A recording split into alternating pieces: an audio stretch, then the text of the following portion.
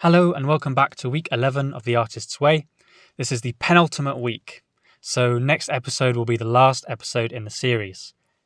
This week is titled Recovering a Sense of Autonomy. So the chapter focuses around making sure that as we find success and as we grow as artists, we do not compromise on our autonomy. We do not let other people take over our creative process, brand us and kind of corral us into a niche before we're ready to, or maybe we'll never be ready to, maybe we just don't want to. The first section concentrates on accepting an artist's perhaps different needs for a kind of free flow versus a stability in their workflow. The industry is always going to try and sort of control you as much as possible. And so the first part of the chapter focuses on how to break free of that, how to make sure you maintain autonomy in the face of, the kind of safer path. And then it moves on to talking a little bit more about success and what it means to be successful. I'll share a little bit of my own story of, what happens when you achieve success and how it can actually negatively affect you, how your perception of needing to be successful or once you are successful may disable you from trying new things. Okay, so first up, acceptance. And in this instance, it's talking about how we need to accept as artists that we may need a different mix of stability and flow from other people. In some cases, dancers and artists of all kind will find that having a steady 9-to-5 job is perfect for them, and others will find that actually they need a little bit more chaos. They need a little bit more of a free schedule than a set one. Some dancers I know do very well working non-dance jobs, and they make the money that they need to put on the productions that they want to in their artist life.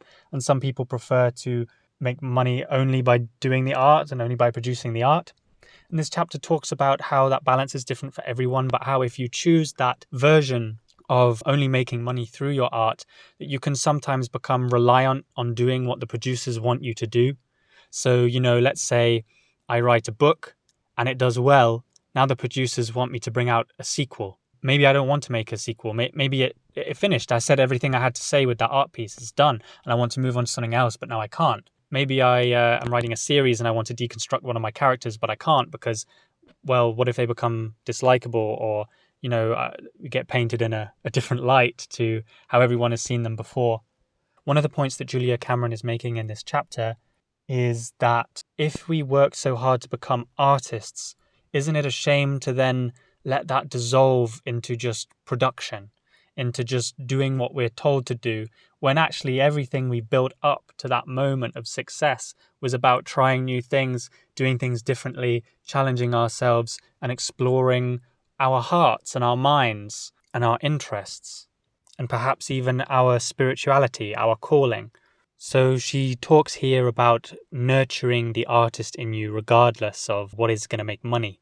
Essentially finding a balance and an acceptance between when am I doing a job to make money because I need money, and when am I then allowing myself the time to go a little bit more chaotic as an artist, be a little bit more free, be a little bit more experimental in a way that may not sell, may not do well, may not produce a brilliant product, but allows me to learn something, allows me to create something, allows me to feel something.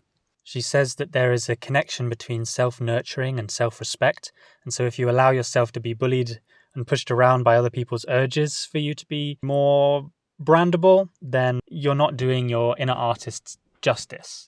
Coming back to this idea in a previous chapter of these kind of vices that can clog up the artistic flow, maybe we find ourselves falling back into those when we're being bullied and pushed into creating things that we're not really interested in but will pay the bills, So it's important to know when to let something go, not to make too long of a commitment to something that you're going to hate. The following section of this chapter is on success, which is quite interesting and has been touched upon a little bit in the previous chapter, but here the angle is slightly different. Julia Cameron talks a little bit about what we may do when we find success, related to this idea that we may want to then fit into our brand rather than stretch out and explore. She goes on to say how our success can cause us to stagnate creatively because we see that it works, so we just keep doing the same thing. A part of me wanted to go off on one there, picking on certain choreographers that do that, but I won't. There's something about setting goals that can be negative in the sense that when you achieve them, you can feel a great sense of emptiness. And this is apparently, from what I've read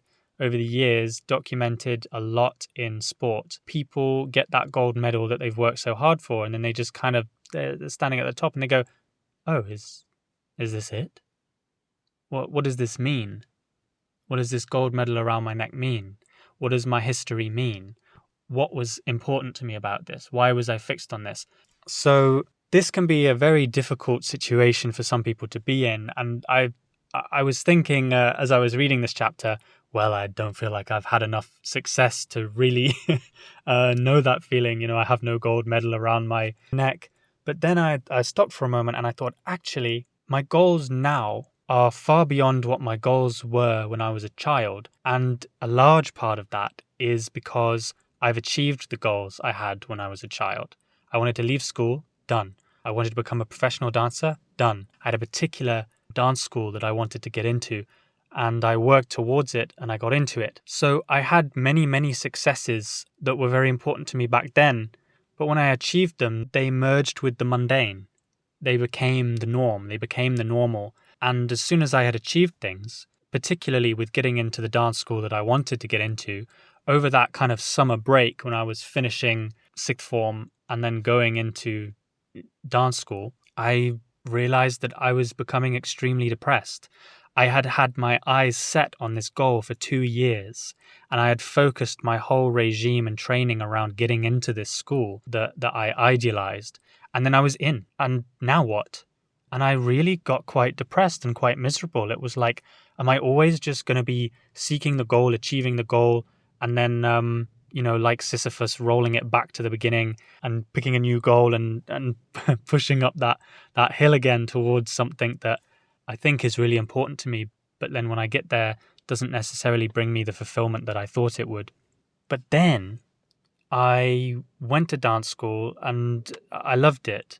A large part of that for me was I finally got to let go of the things that I didn't care about that I was studying at school, academic school, and I got to fully immerse myself in the artistic practice I had loved for so many years.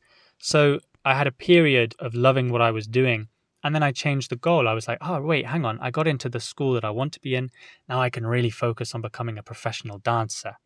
The reason this was a problem, moving on to another goal after just having experienced the depression of achieving one, is I then didn't want to achieve it. I think that was subconscious, entirely subconscious. I didn't realize that's what was happening in my life. But after my years of training and then I get to auditions, I think I did have this subconscious cage where it was like, oh my God, this is the precipice. This is the moment where I jump off into an extremely depressed state again.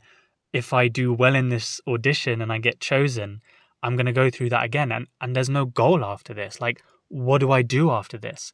And I think that fear seeped into my behavior in auditions and did negatively affect my career at the very beginning of my opportunities. I was holding back. I was pulling back. I was shying away from the goal that I had dedicated myself to. And I think sometimes I struggle with that more than other times. It's something now I'm really glad that I'm aware of. It's now not just in the subconscious somewhere where I can't touch it, but it's at the front. As Carl Jung said, if you don't make your subconscious conscious, it will rule your life and you will call it fate. Thank you so much for listening this week. Next week is the last week of this series. I hope you liked the video. Please leave a comment if you wish, and please subscribe if you would like to see and hear more. Lots of love, and I'll see you next time.